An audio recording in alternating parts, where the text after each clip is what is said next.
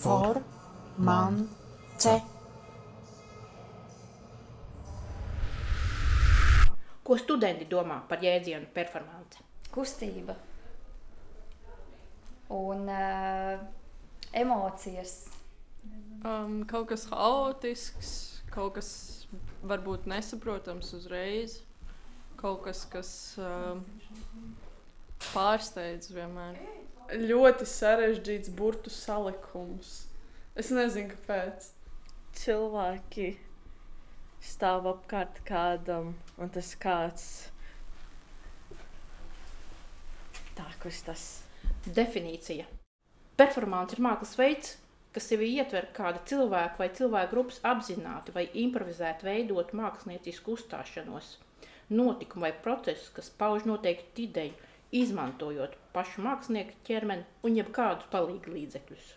Un ko par performanci saka mākslas vēsture? Ejam skatīties. Human beings have always performed in front of each other through ritual, storytelling, dance, carnival, and on and on. But as art evolved, the word became known for describing specific things, mainly objects, like painting, sculpture, and drawing. Live action belonged to other disciplines like theater and ballet and opera. But during the course of the 20th century, artists began to incorporate live action into works and describe it as art. The Italian futurists in the 19-teens saw performance as the only way to reach a mass audience, staging noise concerts and a kind of disruptive variety theater aimed at destroying, quote, the solemn, the sacred, the serious, and the sublime in art with a capital A. Tagad dodamies veidot savu performanci. Performance.